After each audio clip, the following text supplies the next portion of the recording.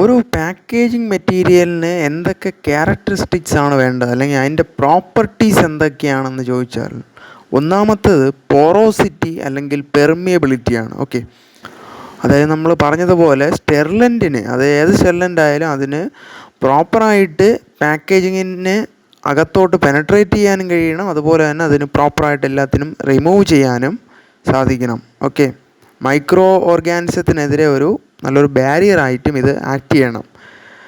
ഈ പോറോസിറ്റി അല്ലെങ്കിൽ ഇതിൻ്റെ ഒരു പെർമിയബിലിറ്റി നമ്മൾ കണക്കാക്കുന്ന എയർ പെർമിയബിലിറ്റി ആ ഒരു യൂണിറ്റ് വെച്ചാണ്. അതായത് ഓരോ 100 സെൻറ്റിമീറ്റർ സ്ക്വയർ ഏരിയയിലുമാണ് ആ ഒരു എയർ പെർമിയബിലിറ്റി റേറ്റ് നമ്മൾ കണക്കാക്കുന്നത്. അടുത്ത രണ്ടാമത്തെ പ്രോപ്പർട്ടിയാണ് സ്ട്രെങ്ത് എന്ന് പറയുന്നത്. ഓക്കെ, അതായത് ഇത് പാക്കേജിങ് മെറ്റീരിയൽ പെട്ടെന്ന് കീറിപ്പോവാനോ അല്ലെങ്കിൽ അതിലെന്തെങ്കിലും ടിയറിങ്, ആബ്രാഷൻ അങ്ങനെയുള്ള കാര്യങ്ങൾ, ബേസ്റ്റിങ്, ഇതൊന്നും സംഭവിക്കാൻ പാടില്ല. ഓക്കെ, എന്തെങ്കിലും പഞ്ചർ അല്ലെങ്കിൽ എന്തെങ്കിലും പ്രിക്കുകൾ, ഹോളുകൾ, അതൊന്നും പെട്ടെന്ന് ഉണ്ടാവാനും പാടില്ല. നല്ല സ്ട്രെങ്ത് വേണം. അതുപോലെ തന്നെ ഓരോ സ്റ്റെറിലൈസേഷൻ മെത്തേഡിൻ്റെയും ഫിസിക്കൽ കണ്ടീഷനൊക്കെ ഇത് വിസ്റ്റാൻഡ് ചെയ്യണം. അത് മോയ്സ്ചർ ആവാം, അല്ലെങ്കിൽ പ്രഷർ ആവാം, അല്ലെങ്കിൽ വാക്വം പൾസസ് ആവാം. ഓക്കെ, ഹൈ ടെമ്പറേച്ചർ ആവാം, അതിനെയൊക്കെ വിസ്റ്റാൻഡ് ചെയ്യണം.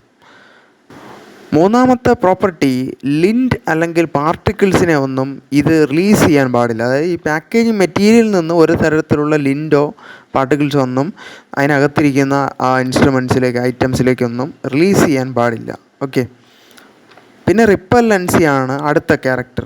അതായത് ലിക്വിഡ്സ്, മോയ്സ്ചർ കണ്ടൻറ്റ്, ഇതിനെയൊക്കെ എന്ത് ചെയ്യണം, റിപ്പൽ ചെയ്യുന്ന ഐറ്റംസ് ആയിരിക്കണം. ഓക്കെ, ഈ ലിക്വിഡ്സിൻ്റെയും ഫ്ലൂയിഡ്സിൻ്റെയൊക്കെ പെനട്രേഷനെയും ഇത് മാക്സിമം പ്രിവെൻറ്റ് ചെയ്യണം. അടുത്ത് ഈസ് ഓഫ് ഹാൻഡിലിംഗ് ആണ്. സോഫ്റ്റ് ഡക്റ്റൈൽ ആയിട്ടുള്ള മെറ്റീരിയൽ ആയിരിക്കണം. അതുപോലെ തന്നെ നമുക്ക് പാക്ക് ചെയ്ത് ക്ലോസ് ചെയ്യാനും സീൽ ചെയ്യാനും ഒക്കെ നല്ല കൺവീനിയൻ്റ് ആയിട്ടുള്ള ഐറ്റംസ് ആയിരിക്കണം. ഇനി അടുത്ത് നമ്മൾ നോക്കുന്നത് ഒരു പാക്കേജിങ് മെറ്റീരിയൽ എങ്ങനെയാണ് സെലക്ട് ചെയ്യുന്നത് എന്നുള്ളതാണ്. പലതരത്തിലുള്ള പാക്കേജിങ് മെറ്റീരിയൽസ് ഉണ്ട്, അതൊക്കെ നമ്മൾ വരുന്ന ക്ലാസ്സിൽ പഠിക്കുന്നുണ്ട്. ഓക്കെ, അപ്പോൾ ഫസ്റ്റ് പ്രോസസ്സ്, നമ്മുടെ പാക്കേജിങ്ങിൻ്റെ ഫസ്റ്റ് പ്രോസസ്സ് എന്ന് പറയുന്നത് അപ്രോപ്രിയേറ്റ് ആയിട്ടുള്ള പാക്കേജിങ് മെറ്റീരിയൽ സെലക്ട് ചെയ്യേണ്ടതാണ്. ഓക്കെ, അപ്പോൾ നമ്മൾ കോമൺ ആയിട്ടുള്ള സ്റ്റെറിലൈസേഷൻ മെത്തേഡുകൾക്കനുസരിച്ചാണ് നമ്മൾ സെലക്ട് ചെയ്യുന്നതെങ്കിൽ ഹൈ ടെമ്പറേച്ചർ സ്റ്റെറിലൈസേഷൻ അല്ലെങ്കിൽ സ്റ്റീം സ്റ്റെറിലൈസേഷന് നമ്മൾ സെലക്ട് ചെയ്യുന്ന എല്ലാ പാക്കിംഗ് മെറ്റീരിയലും എന്താണ്, ആ ഹൈ ടെമ്പറേച്ചറിനെ വിസ്റ്റാൻഡ് ചെയ്യുന്ന ഐറ്റംസ് ആയിരിക്കണം. 121 അല്ലെങ്കിൽ 134 ഡിഗ്രി സെൻറ്റിഗ്രേഡ് തന്നെ അത് വിസ്റ്റാൻഡ് ചെയ്യണം, അതിനുള്ള സ്ട്രെങ്ത് ഉണ്ടാവണം. ഓക്കെ, അടുത്ത് ETO സ്റ്റെറിലൈസേഷനാണ് നമ്മൾ പാക്കേജിങ് മെറ്റീരിയൽ സെലക്ട് ചെയ്യുന്നതെങ്കിൽ അത് ETO ഗ്യാസിന് മൊത്തത്തിൽ അതിനകത്ത് പെനട്രേറ്റ് ചെയ്യാനുള്ള ഒരു പെർമിയബിലിറ്റി ഉള്ള ഐറ്റംസ് ആയിരിക്കണം. ഓക്കെ, അതുപോലെ തന്നെ സ്റ്റെറിലൈസേഷൻ കഴിഞ്ഞിട്ട് അതെല്ലാം റിമൂവ് ചെയ്യാനും പറ്റണം അവിടെ നിന്ന്. ഓക്കെ, എയറേഷൻ്റെ സമയത്ത്.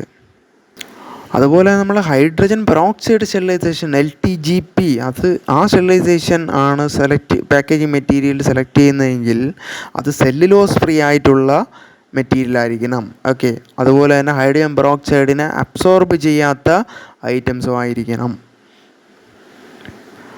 അപ്പോൾ ഇതുവരെ നമ്മൾ പാക്കേജിങ്ങിനെ കുറിച്ചും അതിൻ്റെ പ്രിൻസിപ്പിൾ എന്താണ്, അത് എങ്ങനെയാണ് പാക്ക് ചെയ്യേണ്ടത്, എങ്ങനെയാണ് പാക്കേജിങ് മെറ്റീരിയൽ സെലക്ട് ചെയ്യേണ്ടത്, അതിൻ്റെ ക്യാരക്ടേഴ്സ് എന്തൊക്കെയാണ്, ഇതൊക്കെ പഠിച്ചു. ഓക്കെ, ഇനി നമുക്ക് ഓരോ ടൈപ്പ് പാക്കേജിങ് മെറ്റീരിയലിനെ കുറിച്ചും പഠിക്കാം. മെയിനായിട്ടും ഹെൽത്ത് കെയർ ഫെസിലിറ്റികളിൽ അല്ലെങ്കിൽ CSSDകളിൽ 2 തരത്തിലുള്ള പാക്കേജിങ് മെറ്റീരിയൽസ് ആണുള്ളത്. ഒന്ന് റീയൂസബിളും, രണ്ടാമത്തെ ഡിസ്പോസബിൾ അല്ലെങ്കിൽ സിംഗിൾ യൂസ് ഐറ്റംസ്. രണ്ടും തമ്മിലുള്ള ഡിഫറൻസ് പേര് പോലെ തന്നെ റീയൂസബിൾ ഐറ്റംസ് നമുക്ക് വീണ്ടും വീണ്ടും എന്ത് ചെയ്യാം, പാക്ക് ചെയ്ത് സ്റ്റെറിലൈസ് ചെയ്യാൻ പറ്റും. ഓക്കെ, പക്ഷേ ഡിസ്പോസിബിൾ ആയിട്ടുള്ള സിംഗിൾ യൂസ് ഐറ്റംസ് എല്ലാം ഒരു പ്രാവശ്യമേ നമുക്കത് പാക്ക് ചെയ്ത് സ്റ്റെറിലൈസ് ചെയ്യാൻ പറ്റുള്ളൂ, അത് കഴിഞ്ഞിട്ട് അതിനെ ഡിസ്പോസ് ചെയ്യും. ഓക്കെ, ഇതിൽ റീയൂസബിൾ ഐറ്റംസിൽ മെയിനായിട്ടും വരുന്ന പാക്കിംഗ് മെറ്റീരിയലുകളാണ് വോവൻ ടെക്സ്റ്റൈൽസ്, അതായത് നമ്മുടെ കോട്ടൺ ലിനൻ ഉണ്ടല്ലോ, അതും നമ്മുടെ റിജിഡ് സ്റ്റെറിലൈസേഷൻ കണ്ടെയ്നറുകളും. ഓക്കെ, ഇത് രണ്ടുമാണ് മെയിൻ റീയൂസബിൾ പാക്കിംഗ് മെറ്റീരിയൽ. വളരെ ഇമ്പോർട്ടൻ്റ് ആണ് ഈ ഒരു സെക്ഷൻ.